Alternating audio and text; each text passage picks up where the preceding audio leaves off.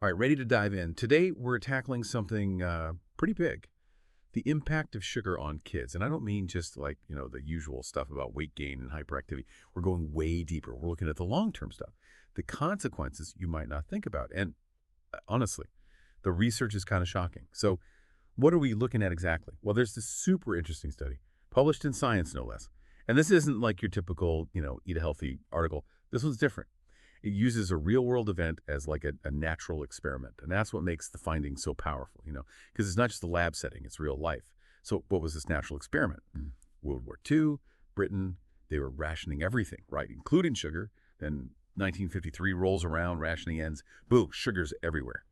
And get this, sugar consumption basically doubles. Now, for researchers, this was gold. You've got two groups of kids, those born before the sugar floodgates opened and those born after.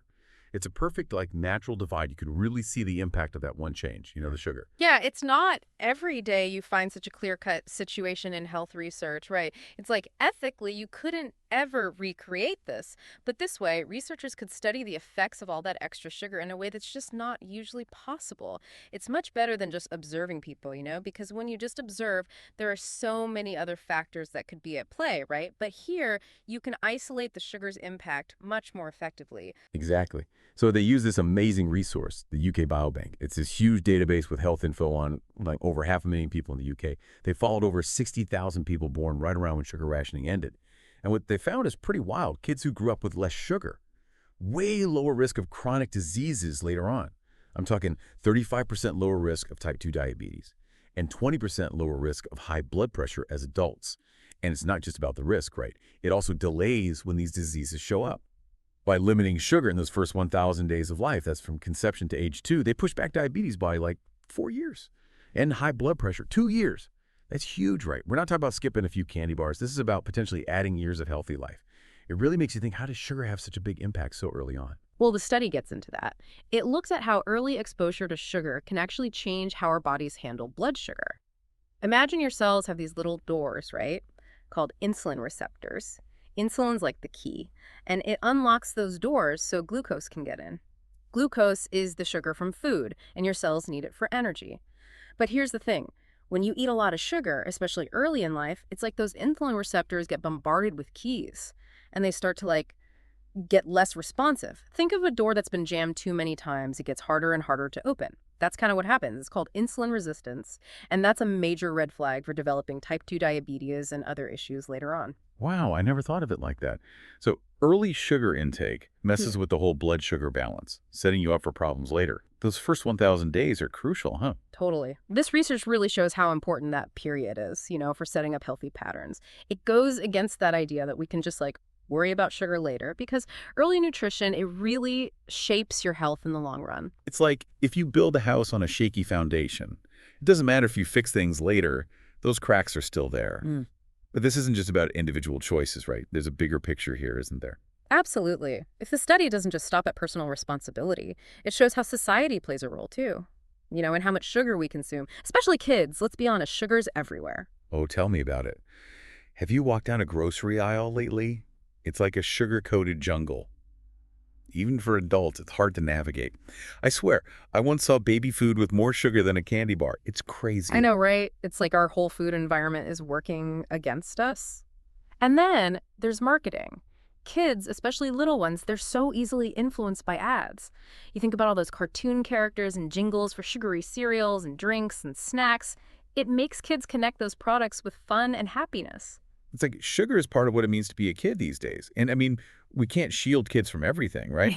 But if we understand the tactics being used, we can make better choices as parents, as caregivers, even just as adults, Yeah, exactly. Knowledge is power, right?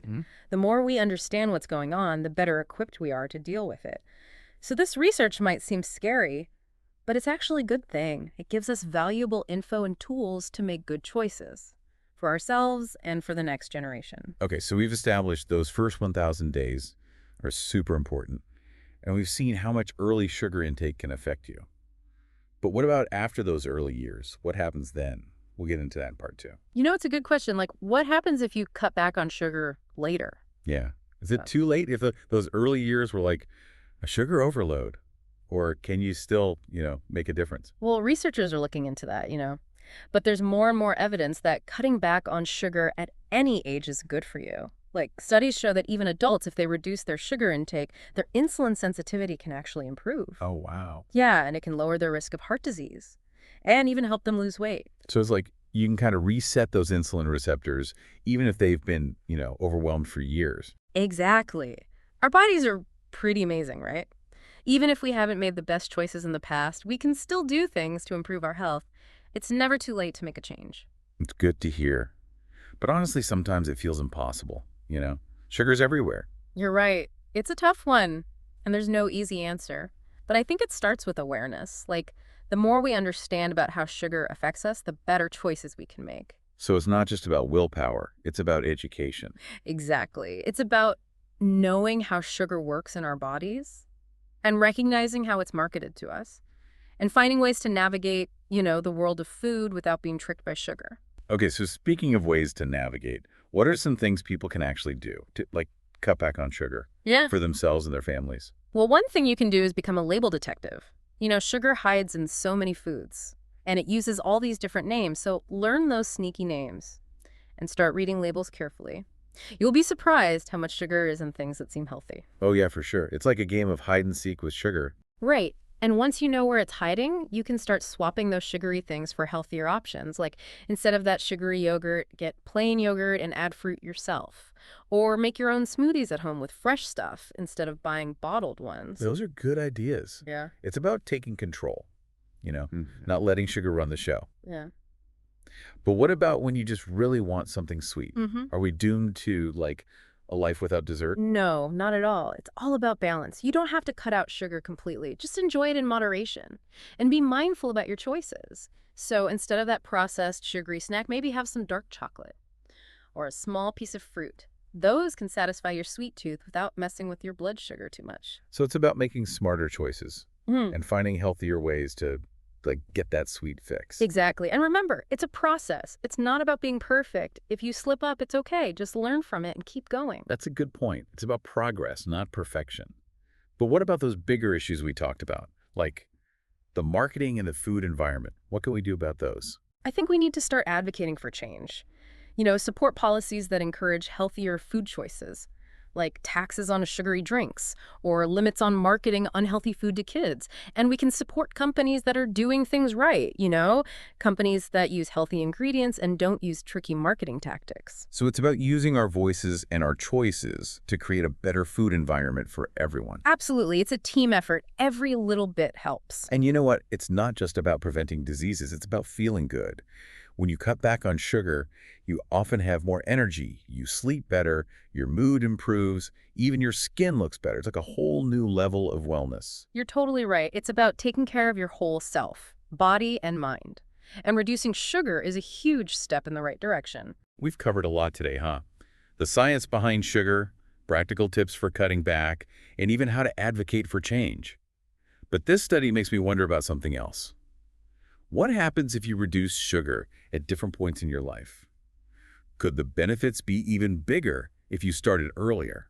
That's a really interesting thought, isn't it? Like, what if there are certain times when cutting back on sugar makes an even bigger difference? Kind of like those first 1,000 days we were talking about. Yeah, definitely. It's something researchers are still trying to figure out, Like, imagine if we could pinpoint those key moments when reducing sugar would have the biggest impact.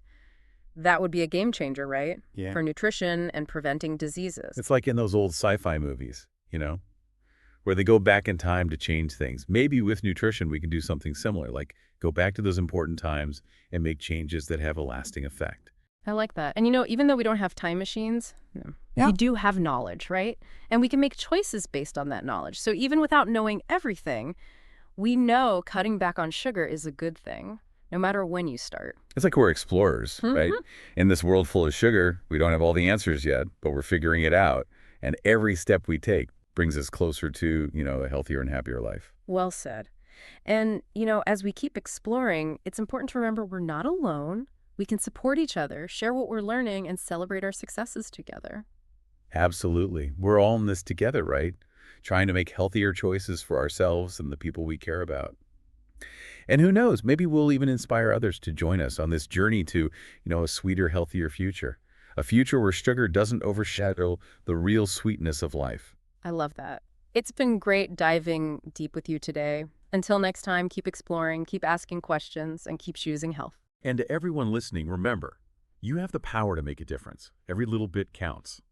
So keep diving deep, keep learning, and keep choosing a life full of energy and well-being. Until next time, stay curious.